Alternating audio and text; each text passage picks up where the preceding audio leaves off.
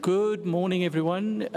May we request everyone to please have a seat, and we'll ask our colleagues who are still outside to join us so that we can start today's session. Thank you.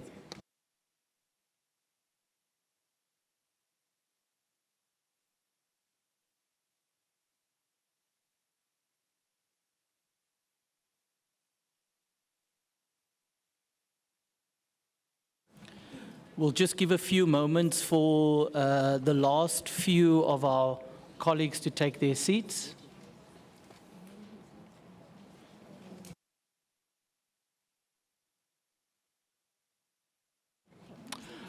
Okay. Good morning, everyone. Thank you for joining us this morning. For most of us, it's been a very early start. We appreciate you joining us again this morning. We hope you enjoyed the event last night and that you were able to enjoy the music, the cultural events, and the food that was on display, and that you were able to get some rest, especially those of you who are traveling today. Without further ado, we are starting today's session with an address from the Governor of the South African Reserve Bank, and I will now immediately hand over to Governor Lesetja Kganyago. Governor. Good morning. Thank you very much, Duncan. Dumelang, Molweni, Sanbonani, Avusheni. This is by far the most important track of the G20. We have the summit, which is where the big decisions are taken, but the real hard work is done by the finance track, because that is the history of the G20, to deal with global financial issues. And I take this opportunity to welcome you all, the finance and central bank deputies for this meeting under the South African presidency. I know you guys work very hard, and you make the life of the governors and the ministers easier. I know you enjoy drafting too. I just wanted to remind you once again the basic rules of drafting is that one is that the governors and ministers are not very good drafters. The second rule of drafting is that the number of drafters must be less than the number of readers. So that becomes very important. It's a pleasure to welcome you to Johannesburg, also known as Joburg, otherwise known as Jozi, or simply the city of gold. I am sure that most of you were present in Washington, D.C. when I gave remarks at the handover of the finance track from Brazil to South Africa. For me, it was a sobering moment which brought home the reality of the task ahead. The task has certainly not been easy so far. Still, in the run-up to today, we have benefited greatly from close collaboration with all of you, including the co-chairs and the international organizations. Your valuable insights have helped us tremendously as we thought through our priorities. I will not spend time talking through the various priority areas again, as you have also all received the issues notes and are therefore familiar with our plans for the next 12 months. I will, however, underscore that it is that in setting our priorities, we were guided by the need to represent the African continent and the emerging market and developing economies. Furthermore, at a more basic level, we thought it was important to simplify and streamline our discussions. Many of us here today are economists, of course, and as economists, we respect the concept of scarcity. One of the scarce resources in global policy making is attention. There is only so much bandwidth available. If we crowd it with too many priorities, the messages get garbled. Unfortunately, while in the abstract we can agree that less is usually more, in practice it's hard to say no to things.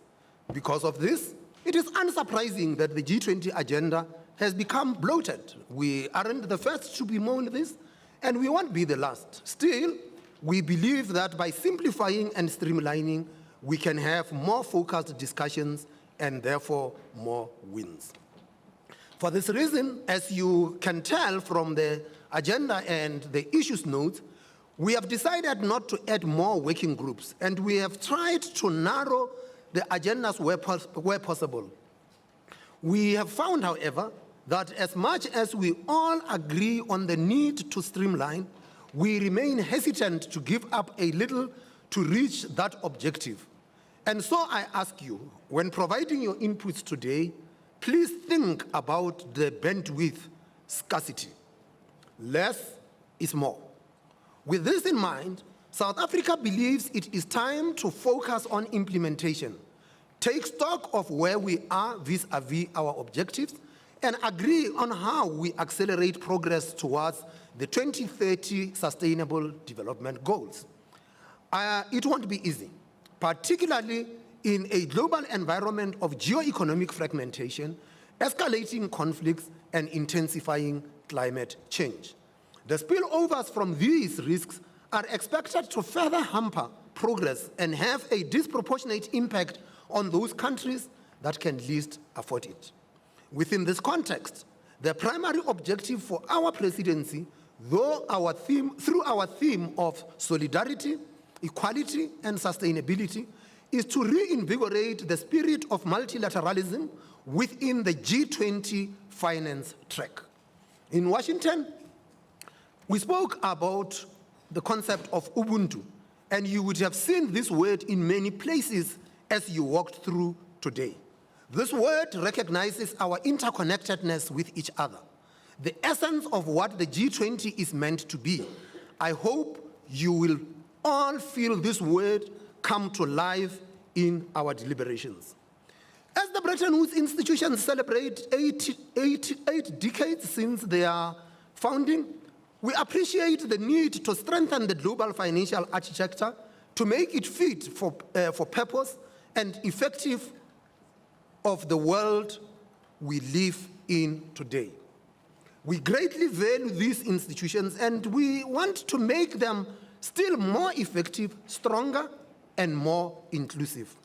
On that note, while not 80 years, it has been more than 15 years since the onset of the global financial crisis and the establishment of the Financial Stability Board. In the short period of its existence, the Financial Stability Board stands out as one of the G20's most durable accomplishments. Despite a series of shocks, such as COVID-19 pandemic, the March 23 market turmoil, banking crises, and regional conflicts, the global financial system has remained broadly resilient, and macroeconomic shocks have been largely contained. This reflects genuine global cooperation to address emerging risks and vulnerabilities and protect the public good, which is global financial stability. Notwithstanding this remarkable success, we cannot be complacent. There are concerns that the G20 has, over the past few years, faced challenges with the implementations of the recommendations from the FSB and other standard-setting bodies. We believe that the South African presidency presents a good opportunity to look back at the FSB work over the past 15 years and find practical solutions in enhancing implementation to ensure the continued resilience of the global financial system. Finally, we have been grappling with the problems of cross-border payments and fast payment systems. Given their importance to the continent and to many others around the table, we have raised this as one of our flagship priorities. We know the importance of payments for achieving greater financial inclusion and ultimately supporting sustainable economic development. Let me conclude by giving some background to the G20 logo. The main element of South Africa's G20 logo is the King Protea, the national flower of South Africa. It embodies resilience, local pride, and natural splendor, It is able to regenerate after fires, mirroring the country's spirit of renewal and hope. The flower serves as a reminder that even in adverse circumstances, there is always a chance to flourish. We look forward to the continued cooperation and support of all G20 members during South Africa's G20 presidency in the spirit of Ubuntu. Once again, let me thank you and wish you fruitful meetings and an enjoyable stay in South Africa, and look forward to welcoming you again in Cape Town in February.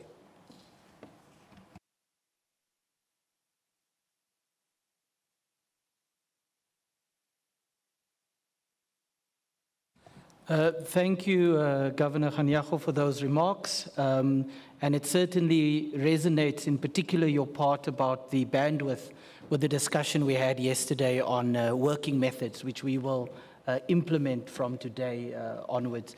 We will now give the Governor an opportunity to leave the venue along with the media, and then we will continue our first session today, which is on the IFA working group, escalating debt, climate, and sustainability risks.